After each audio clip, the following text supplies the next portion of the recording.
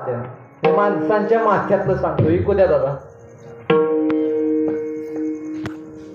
तू लाख हिफाजत कर ले, तू लाख हिफाजत कर ले, तू लाख करे रखवाली, उड़ जाएगा एक दिन पंछी रहेगा पिंजरा खाली, उड़ जाएगा एक दिन पंछी रहेगा पिंजरा खाली.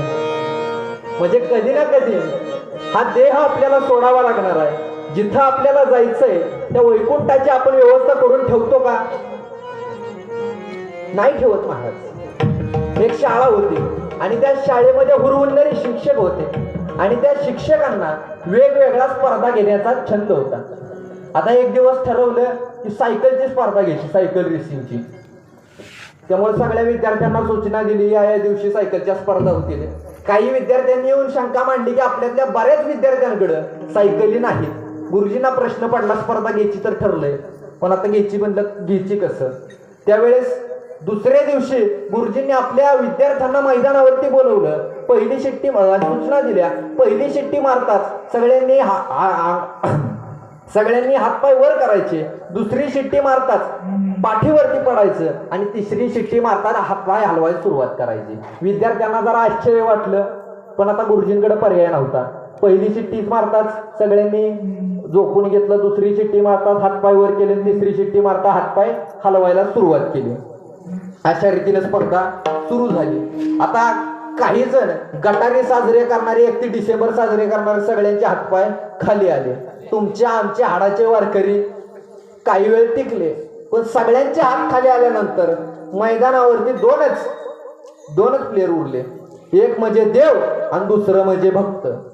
देव कधी थकत नाही. भक्त अवतारात असल्यामुळं भक्ताला थकवा येतो. आता त्या भक्तिरूपी स्पर्धकानं हातपाय हलवायला सुरुवात केली. हातपाय हलवल्यानंतर त्याला ज्यावेळेस थकवा आला त्यावेळेस हातपाय हलवून तसेच आडवून धरले. त्यावेळेस देवरूपी स्पर्धकानं गुरुजींकडे तक्रार केली.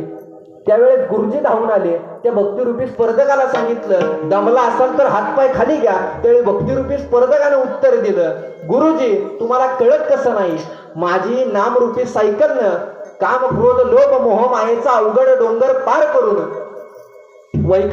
वैखरी सारख्या अवघड कठ्ठा देखील पार केलाय. आता माझी ही नामरूपी सायकल उताराला लागलेली आहे त्यामुळं मला हातपाय हलवायची गरज वाटत नाही. विठ्ठल विठ्ठल विठ्ठल.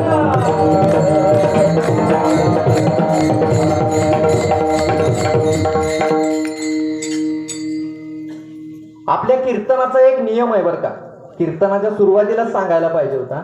सगळ्यांना ऐकू. इकडं बसलेले, तिकडं बसलेले, कट्ट्यावर बसलेले, मागं बसलेले, सगळ्यांनी ऐका. आपल्या कीर्तनात बसून ज्यानं हाताने टाळी वाजवला नाही आणि भगवंताचं नाम मुखाने घेतलं नाही, पुढच्या सप्त्यात तो एक हात वाकडा आणि एक तोंड वाकडं करून बसतोय. विठ्ठल विठ्ठल.